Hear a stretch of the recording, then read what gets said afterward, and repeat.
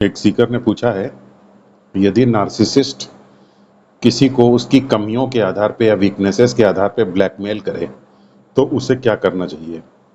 देखिए, नार्सिसिस्ट का यही काम ही है। डिवैल्यूएशन के फेज में या अवमूल्यन के फेज में वो यही करता है।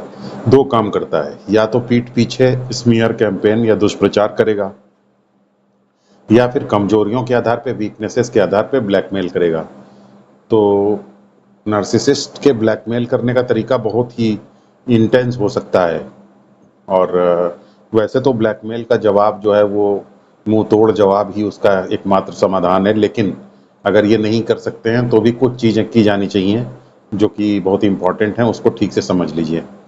उसमें जो पहली चीज़ है वो हमें ये करना चाहिए कि आप जितना इमोशनली वल्नरेबल यानी कमज़ोर, भावनात्मक रूप से कमज़ोर और डिफेंसिव दिखेंगे नार्सिसिस्ट के ब्लैकमेल करने के दौरान, उतना ज़्यादा अपनी मैनिपुलेशन टेक्निक्स का वो इस्तेमाल आपके ऊपर करेगा, क्योंकि वो यही इंतज़ार ही करता रहता है कि आप जो डिफेंसिव हों, सुरक्षात्मक हों। इसका मतलब, अगर आप सुरक्षात्मक हैं, इसका मतलब उसके ब्लैकमेल का असर आपके ऊपर पड़ रहा है, यानी ब्लैकमेल को और आगे की स्टेजेस में ले जाया जाना चाहिए। तो वो आपको और ज़्यादा मैनिपुलेट करेगा। अगर आप डिफेंसिव होंगे तो आप बिल्कुल डिफेंसिव ना हो, भावनात्मक रूप से सुरक्षात्मक दृष्टि से पीछे ना हटें। आप अपने आप को इस तरीके से दिखाएं जैसे कि आप भावनात्मक रूप से स्टेबल हैं और आप डिफेंसिव नहीं हैं। कभी कभी ऐसा होता है कि जब कोई व्यक्ति ब्लैकमेल कर रहा होता है तो ऐसी परिस्थिति पैदा करता है जिसमें कि कुछ रिस्पांस देना इमीडिएटली ज़रूरी होता है। तो उसमें एक स्टैंडर्ड प्रैक्टिस ये है कि जितना रिस्पांस को डिले किया जा सकता है उतना रिस्पांस को डिले कीजिए। जब डिले करते हैं हम रिस्पांस को, तो उससे क्या होता है कि सामने वाले व्यक्ति के साथ असमंजस की स्थिति पैदा हो जाती है। असमंजस में कोई ज़्यादा देर रह नहीं सकता, तो असमंजस में ब्लैकमेलर को बहुत ज़्यादा उसे वो हिट होता है और उसे लगता है कि उसकी ब्लैकमेलिंग का जो असर है वो उसे एस्टिमेट नहीं कर पाता, तो इसलिए वो ब्लैकमेलिंग उसकी डिफ्यूज़ हो जाती है। तो अगर ब्लैकमेलिंग ऐसी परिस्थिति में हो रही है जिसमें कोई फैसला लेना है, तो जितना हो सके उतना फैसले को डिले करना ठीक रहता है, ताकि ब्लैकमेलिंग का असर डिफ्यूज़ हो सके, उसकी असर को एस्टिमेट ना किया जा सके। दूसरी चीज़ जो सबसे इम्पॉर्टेंट है वो ये है कि आपको ये समझना पड़ेगा कि नार्सिसिस्ट के ब्लैकमेल का नेचर क्या है। नार्सिसिस्ट के ब्लैकमेल का उतना पर्पस ये नहीं रहता कि वो किसी की पोल खोले, जितना कि ये रहता है कि वो आपको कंट्रोल करे।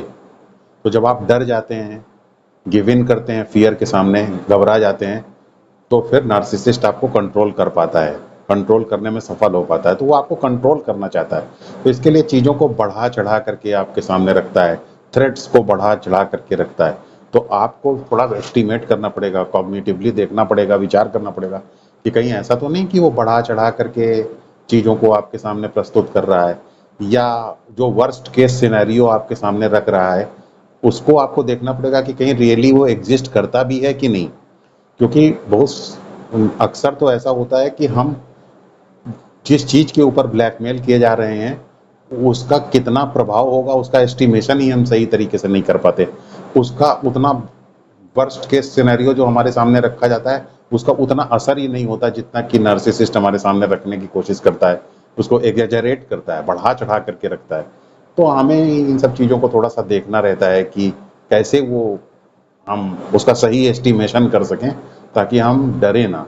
और जब हम डरेंगे नहीं तब तो हम नार्सिसिस्ट की आधी पावर को ऐसे ही डिफ्यूज़ कर देते हैं और उसके ब्लैकमेल का असर ख़त्म कर पाते हैं। फिर आपका जो एक इमोशनल डिटैचमेंट है वो बहुत ज़्यादा ज़रूरी है। जब आप इमोशनली डिटैच्ड हो पाते हैं, तो चाहे ब्लैकमेल हो रहा हो चाहे कुछ भी हो रहा है, जब आप इमोशनली थोड़ा डिटैच हो पाते हैं तो आप थोड़ा तथ्यात्मक या ऑब्जेक्टिव हो पाते हैं, आप थोड़ा सा खड़े हो पाते हैं, आप वल्नरेबल नहीं दिखते हैं, कमज़ोर नहीं दिखते हैं, डिफेंसिव नहीं दिखते हैं। तो ये एक बहुत बड़ा फ़ायदा है जब आप अपने इमोशन से, पैनिक से आप अटैच होकर के नहीं देखते हैं। आप जानते हैं कि ये तो इमोशन से अटैच होने की क्या ज़रूरत, नेगेटिव इमोशंस तो एक पासिंग फेज़ है। तो आप फिर इमोशन से अपने आप थोड़ा सा डिटैच रहते हैं। तो ये ब्लैकमेल के लिए बहुत ही ब्लैकमेलर के लिए बहुत डिटरेंट का काम करता है। दूसरी चीज़ जो ये है कि हमें जब हम थोड़ा सा इमोशनली डिटैच होकर के देखते हैं और तथ्यात्मक रूप से या ऑब्जेक्टिवली विचार कर पाते हैं तो हमें एक बात का पता चलता है, और वो बात ये है कि नार्सिसिस्ट ब्लैकमेल करने को पर्सनली ना लीजिए। ये नार्सिसिस्ट का स्वभाव ही है, पर्सनैलिटी का उसके डिसऑर्डर ही है। ये उसकी कंट्रोल करने की आदत की वजह से है, उसकी पर्सनैलिटी के ये प्रॉब्लम है दूसरे को कंट्रोल करना, तो इसकी वजह से वो ब्लैकमेल करता है। आप इसे पर्सनली क्यों लेते हैं? तो जब आप इस तरीके से सोचना सीख जाएंगे तो आप और ज़्यादा स्ट्रांगली खड़े हो पाएंगे, और तो आपको ब्लैकमेल करना और भी ज़्यादा मुश्किल होता चला जाएगा। पहली चीज़ जो है वो ये है कि आपको थोड़ा सा ये बात समझना पड़ेगा कि अपनी वीकनेसेस को भी थोड़ा एक्सेप्ट करना चाहिए। मान लीजिए नार्सिसिस्ट आपकी वीकनेस के आधार पे आपको ब्लैकमेल कर रहा है, तो आप सिगमंड फ्रायड ने एक बार कहा है कि जो हमारी वीकनेसेस होती हैं वो हमारी इस प्लेनेट पे जो हमारी डेस्टिनी है उसका एक बहुत पावरफुल इंडिकेटर है। तो आप अपनी वीकनेसेस को लेकर के इतना घबराते क्यों हैं? अपनी वीकनेसेस को लेकर के इतना डरते क्यों हैं? वीकनेसेस को थोड़ा एक्सेप्ट करना सीखिए, क्योंकि ये आपकी लाइफ जर्नी का, आपकी सेल्फ ग्रोथ का एक इम्पॉर्टेंट इंडिकेटर है। तो अगर आप अपनी वीकनेसेस को एक्सेप्ट कर पाएंगे, अपनी वीकनेसेस को लेकर के भागेंगे नहीं, अपनी वीकनेसेस को लेकर के डिफेंसिव नहीं होंगे, तो ब्लैकमेल का जो लीवर है वो आप नार्सिसिस्ट के हाथ से तुरंत खींच लेंगे। तो वो उसे लीवरेज नहीं कर पाएगा फिर आपकी वीकनेसेस को, क्योंकि आपने अपनी वीकनेसेस को एक्सेप्ट करना सीख लिया है। तो थोड़ा सा अपनी वीकनेसेस को लेकर के एक्सेप्टेंस रखिए, उनको स्वीकार करने की कोशिश कीजिए, और उसके साथ साथ आप अपनी ना सिर्फ वीकनेसेस को एक्सेप्ट कीजिए बल्कि आप अपनी इनर स्ट्रेंथ को भी रिकॉग्नाइज कीजिए।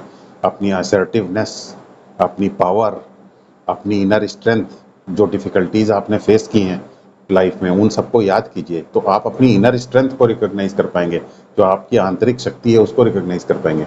और जब आप अपनी आंतरिक शक्ति को रिकॉग्नाइज कर पाते हैं तो आप पावर डायनामिक्स को ही चेंज कर देते हैं।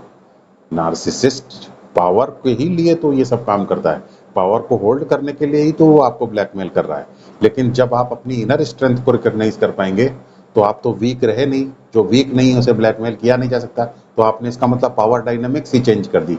तो फिर कैसे आपने नार्सिसिस्ट के हाथ से पावर छीन करके अपने हाथ में ले ली, तो आपको फिर ब्लैकमेल कैसे किया जा सकता है? फिर अगली बात जो सबसे ज़्यादा इंपॉर्टेंट है वो ये है कि नार्सिसिस्ट को बदलने की कोशिश मत कीजिए, अपनी एक्सपेक्टेशंस को थोड़ा सा मैनेज करने की कोशिश कीजिए।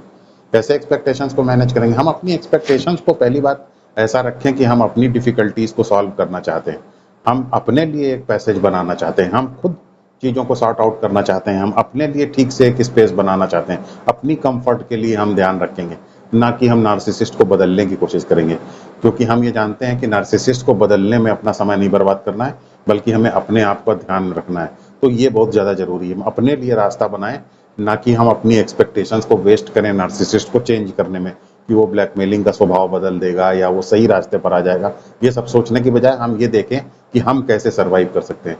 जब हम अपने सर्वाइवल को लेकर के, अपने आप को ठीक से इस्टेब्लिश करने को लेकर के, अपनी पीस के लिए हम जब एफर्ट्स करते हैं तो हम अपने एफर्ट्स को सही डायरेक्शन में लॉन्च कर पाते हैं, और जब हम सही डायरेक्शन में लॉन्च कर पाते हैं तो देर सवेर हम बच करके इस तरीके के टर्मोइल से भी बाहर निकल पाते हैं, ब्लैकमेल से भी बाहर निकल पाते हैं। फिर आखिरी और सबसे इम्पॉर्टेंट बात यह है कि मुझे तो नहीं लगता कि, मैं तो पर्सनली इस बारे में इससे एग्री नहीं होता हूँ कि नार्सिसिस्ट से किसी भी तरीके से अगर वो ब्लैकमेल करे तो उसके साथ कोई निगोशिएट करना चाहिए।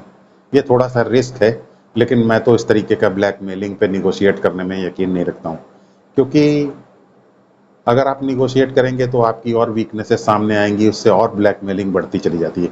तो निगोशिएट करने की बजाय थोड़ा स्ट्रांगली खड़े होना चाहिए, और अगर निगोशिएट करने में आपको ये लगता है कि आपकी वल्नरेबिलिटी बहुत डीप है, बहुत कुछ दिक्कत है किसी चीज़ को लेकर के, तो टाइम को बाय कीजिए धीरे धीरे, लेकिन निगोशिएट करने की कोशिश मत कीजिए, वरना ये देखा जाता है कि वो और ज़्यादा उस तरीके की प्रॉब्लम बढ़ती चली जाती है, ब्लैकमेल और ज़्यादा बढ़ता चला जाता है। तो शुरुआत में ही निगोशिएट को प्रोटेस्ट करना चाहिए और सपोर्ट लेना चाहिए, और अपनी सेल्फ केयर की तरफ ध्यान रखना चाहिए, अपनी स्ट्रेंथ को लेकर के चलना चाहिए, भगवान का नाम लेकर के चलना चाहिए, और इस एग्जिस्टेंस का जनरल मैनेजर नहीं बनना चाहिए। भगवान सब कुछ चला रहे हैं, भगवान सब कुछ देखते हैं, ऐसा मानते हुए जीवन को जीना चाहिए, जाप इत्यादि करना चाहिए ताकि आप अपनी स्ट्रेंथ को बढ़ा सकें।